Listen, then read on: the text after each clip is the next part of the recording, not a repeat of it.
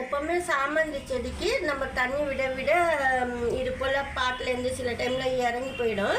அதாவது நான் முக்கால்வாசி இந்த அளவுக்கு தான் வச்சுருந்தேன். கொஞ்சம் கொஞ்சமாக இறங்கி போயிடுச்சு. கொக்கோ பீட்டில் கூட கீழே போயிடுச்சு. அதாவது கொக்கோ பீட்டும் இது ட்ரை சாயில் ரெண்டும் சேர்த்து தான் வச்சுருந்தேன். பாருங்கள், வேர்லேருந்து கூட வருது. இன்னும் சைட்லலாம் பிரான்ச்சஸ் வந்து எழும்பி வருது. இந்த சமயத்தில் வந்து ரொம்ப அதிகமாக மேலே போட முடியாது, கொஞ்சமாக தான் போடணும். ரூட்டெல்லாம் ரொம்ப அதிகமாக மேலுக்கு தெரியும் போது கொஞ்சமாக தான் கோகோ பீட் மூடி வைக்கணும். அதிகமாக போடவும் முடியாது. எதுக்குன்னா ரூட் தெரிஞ்சால் கூட போடலாம், அதாவது ரூட் தெரியாமல் படி போடணும் கண்டிப்பாக. உள்ளேருந்து கண்ணுங்கள்லாம் எழும்பி வருது பாருங்கள், அதெல்லாம் நீங்கள் போடும்போது அழி போயிடும். அந்த கண்ணுங்கள்லாம் நீங்கள் பார்த்து கொஞ்சம் கொஞ்சமாக தான் டெய்லி கொஞ்சம் கொஞ்சம் கோகோ பீட்டோ இல்லை ட்ரை சாயில் கம்போஸ்ட்டோ போட்டுக்கிட்டே வரணும்.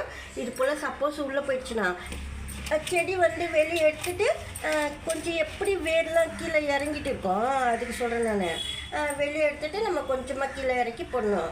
இது போல் கை வச்சு கவுத்துட்டு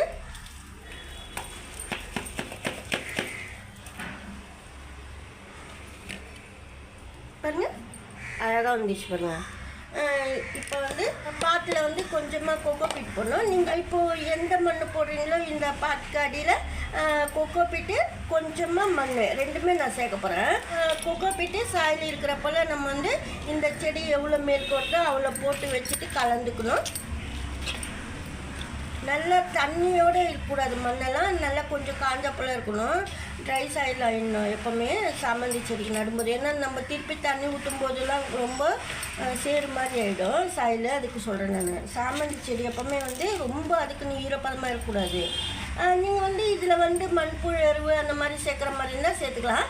நான் வந்து அதாவது அரை கப்பு மண், அரை கப்பு வந்து கொக்கோ பீட்டு ரெண்டுமே சேர்த்து மிக்ஸ் பண்ணியிருக்கேன்.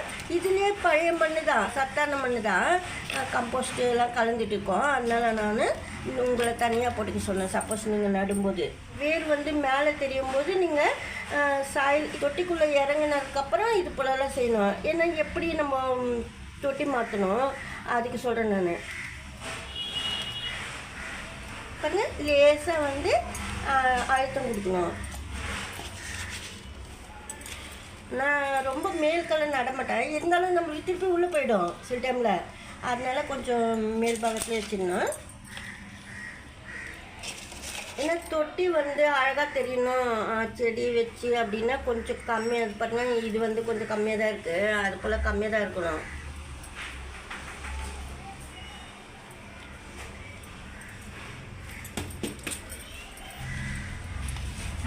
இந்த கேப்லலாம் கூட நல்லா சாயிலாம் நீங்கள் போட்டுக்குங்க.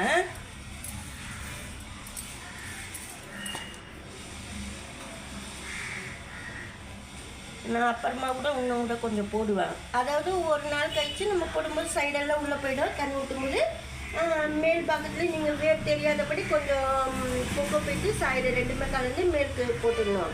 நீங்கள் கொக்கோ பீட்டில் நட்டால் கொக்கோ பீட் மட்டுமே சேர்த்துக்கலாம், இல்லை ரெண்டுமே மிக்ஸ் பண்ணி போடுறேன்னா ரெண்டுமே மிக்ஸ் பண்ணி மேல் பாகத்தில் வேர் தெரியாதபடி நீங்கள் போயிட்டு வச்சிடணும். இப்போ இது போல் வச்சுட்டு தண்ணி ஊற்றணும்.